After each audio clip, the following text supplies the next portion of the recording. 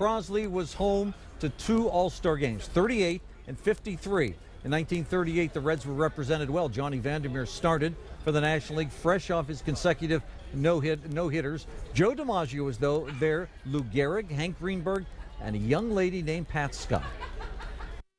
Pretty as a picture atop DeVue Park, Crawford Behringer Museum holds Northern Kentucky's history. Displayed inside is one of its favorite daughters and the tools of her trade, her being Burlington's Pat Scott, whose Uncle Bob told her 77 years ago they were going to a baseball game. He said, it's an all-star game, and that's a big thing.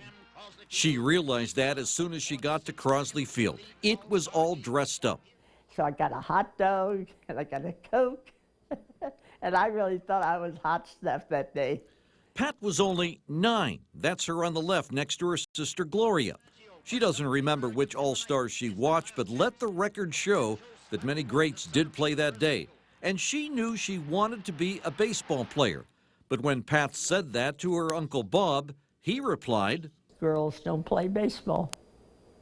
Sorry, Patty, girls don't play baseball. And I said, they will someday.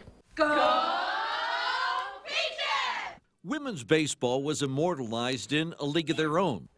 But Pat wasn't an actress. She was a Springfield Sally and a Fort Wayne Daisy. They named a field for her in Walton. She threw out the first pitch for the Freedom. But getting back to that All-Star game, one of the players that day was future Hall of Famer Jimmy Fox. When Pat reached the big leagues at Fort Wayne, her manager was that same Jimmy Fox. And years later, somebody, she doesn't know who, sent her this scorecard of that All-Star game with the rosters.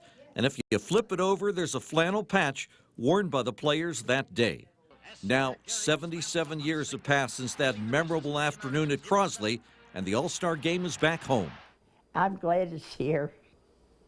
Yeah, and I'm still here to know it. It will be extra special for Pat because the date of the game, July 14th, is her 86th birthday. Certainly a perfect time to remember her impossible dream and her improbable career. Wow. I hope she's able to go to the game. She doesn't have a ticket. She's hoping that somehow she comes up with a ticket. You can see she's going to be 86. She's still very spry. She remembers everything. She remembers more of our conversations from years ago than I do. So maybe that's not saying too much. That is such a neat story. Oh my God. And again, you know, to find somebody like that still has a story to tell, it's amazing. It really She's is. a wood carver. She's an artist. She does a little bit of everything. She's quite a gal. Don't go away. We're going to wrap up the big show right after the break.